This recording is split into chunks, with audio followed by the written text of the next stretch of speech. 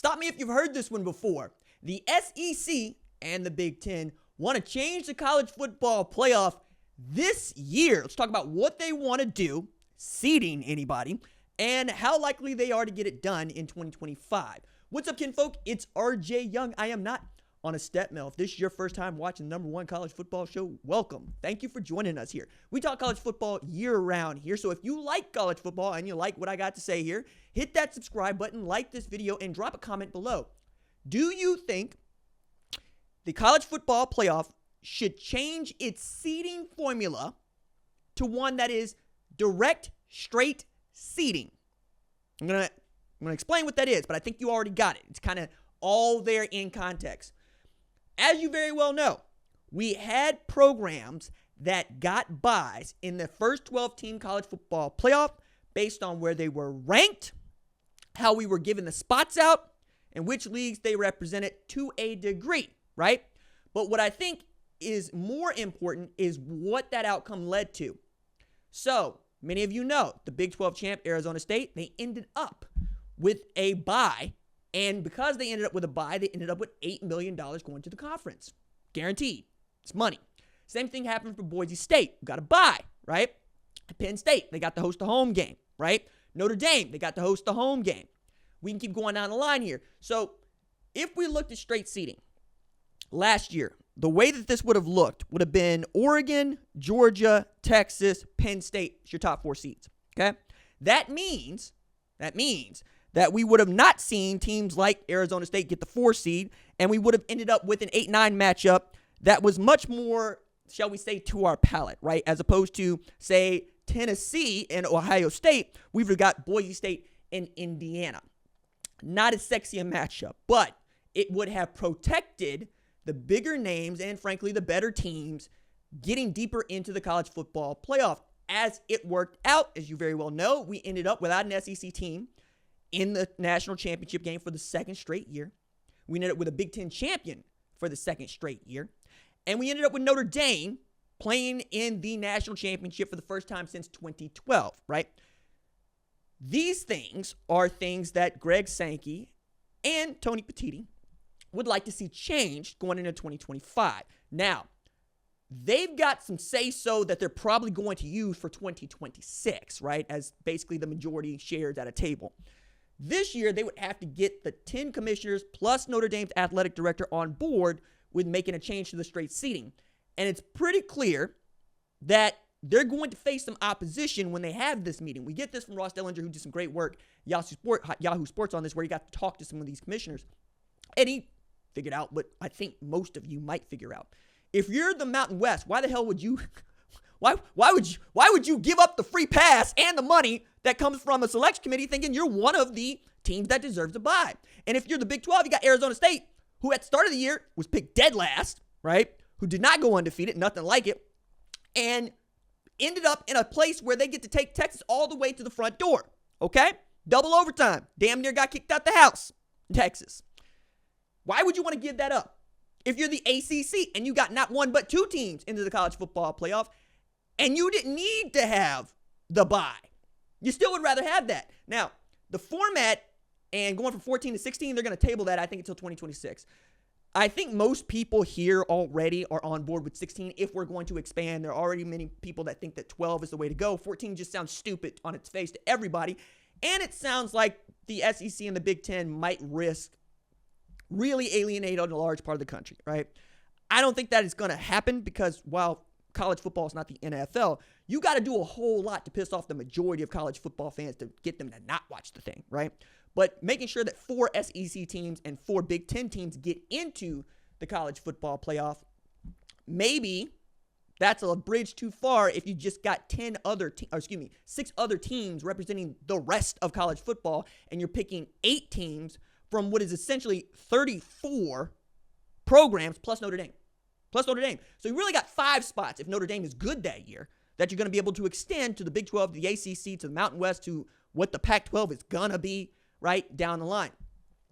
I think that it's really difficult to get the 10 commissioners and Notre Dame's athletic director on board with changing the seating if you can't guarantee that the money is going to stay the same. And you can't. That's just what it is, right? unless you can. If there comes to be an agreement where someone like the Big 12, who's got a conference champ, who's got an Arizona State that looked at that $8 million and what it could do for their conference, wants to have that money, right? And you can give it to them, I think you should, right? That said, straight seating is also easier to follow. But what it is really doing, the underpinning to all of this, is Greg Sankey really hates the selection committee that he helped form. Like, that's what it sounds like, dog. Like, there's no other way to put this. He did not like the way they went about making their decisions. He did not like the way in which the teams were seated. And he wanted to see this aggressively change. One of the other things that I think the SEC is willing to bend on, something that they weren't going to bend on even 3 years ago, was adding a 9th game to their conference schedule. For those of you that are unaware, right, the SEC plays 8 conference games, right? That's why we have that cupcake week where they get to beat up on, whether it's the Citadel or Tennessee Tech or Mercer. Everybody else is playing a conference game that matters, right? You're also seeing it come back to bite other leagues. So in the Big 12, they play 9 conference games. You're taking an extra loss, not necessarily adding an extra win, in a league where round robin is what you do. So you are hurting your win-loss tally by just beating up on each other. And if the SEC is going to benefit from you playing one more game than they have to in conference, that's going to have to come to an end too. Chris Kleiman went out and said that as much. He's like, look, we got great football teams and we got great players in this conference, but it seems like because we play 9 games, we got that one extra loss, people look at us differently than they do, say, SMU or Clemson, but more to the point, and Alabama, who was very much in the conversation to make the college football playoff, even with the loss to Oklahoma, right? I think that they're also getting around to, you're going to have to play this 9th game if you want to get a 16-team playoff going on, because everybody else is going to be playing that 9th game, and you're not Notre Dame, SEC, right? We've only got room for one Notre Dame in the sport. We're not going to make an entire conference of them, even though that's what it's felt like we have done for the past 25 years when it comes to college football. Specifically the last 20, where the SEC has been the cock of the walk, best conference, best league in all of college football. I think that's going to ebb and flow. And I think using this leverage you have, if you're the Big Ten, the SEC, to make 4 automatic bids for yourself can come back to bite the sport, let alone you. Because, God forbid, the SEC goes back to being what it was in the friggin' 1990s, which is basically a version of the Big 12, right? Or, let me be more kind, a version of the ACC, right? You got one team in there that can win a national championship, maybe, right? Florida, Alabama, that's about it. Tennessee-ish, right? But you're going to trade off. Meanwhile, what if you suck, right? If you suck and you still get those 4 teams in, everybody's going to be mad at you because, well, Lord help us, if the Big 12 decides to go and become a juggernaut conference, they're going to look around and say, wait a second, what do you mean we only get 1 team or 2 teams into the college football playoff? We've got like 6 that are really good, which is what you could say in the SEC or the Big 10 the last couple of years. I think in an expanded playoff, you might also see like the ReliaQuest Bowl, which was Michigan and Alabama, might become a first-round game. And you know what? Michigan would have done enough to make everybody believe they were capable of perhaps making a deep run. After they beat Ohio State and they beat Alabama, who was not going to pick against them? I mean, I would have picked against them, but that's because they ain't had no quarterback. And I would like to think that had Ohio State had another opportunity to play Michigan, like they had another opportunity to play Oregon, it probably would have looked similarly, okay?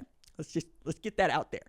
Michigan fans love to jump on top of Ohio State faces because they're going, yeah, you can't beat us. It's like, all right, cool, we won a national championship. What did you do here? What did you do here? Besides, get your man's pinched for sign stealing, but not sign stealing, for electronically videoing sign stealing and then using the video to decipher the codes, right? Or, what you mean you fight in the NCAA? Everybody fights the NCAA. Just let it go. And the hammer that everybody expects to fall at some point, it may not. But what I think is also going to be interesting here is how we're going to continue to talk about Michigan's 2023 national championship team in a different light than we do the 2024 Ohio State national championship team. If you're fine with that, you're fine with that. It's more interesting to me that Sankey and Pettiti had a sit-down, and at the sit-down, they came out with this idea that they want to see straight seating that they think everybody else would go along with. That's not how voting and consensus works in this country. We don't do it that way. We would like to think that that's what you could do sometimes, but that means you got to have somebody in charge of college football. And frankly, You don't hear the commissioners of these conferences saying they want an overarching college football commissioner, do you? Kind of quiet on that front. This is the kind of decision that a college football commissioner might make. I also think it's not a job that anybody should want, right? I think the people that are qualified for that job should absolutely positively not want to do it because it's not just hard, but you're going to be the bad guy all the time. There is no fun in that job. As a matter of fact, I kind of think it's like being mayor to some degree, right? You are the person people come to when things are wrong and when they need to get fixed. And usually the problem is one you can't fix in your term or in your lifetime in some instances.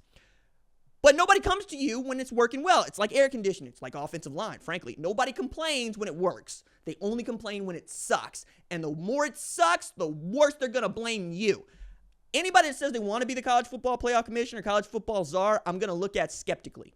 I just am. I think that you're going to use that position to enrich yourself. That's what I think.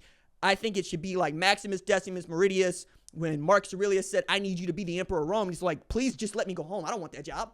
I don't want that job. Who wants that job? You don't even want that job. Look at it. It's turned your hair white. You know, you're not even around for Gladiator 2. That's how that go. Now, Gladiator 2 is set a little bit further in the future. But the point is the same if you've been watching, those films like I've been watching those films. Because, well, I'm made at those stories. But you let me know in the comments below. Do you think that we should go to straight seating over straight cash, homie, in 2025?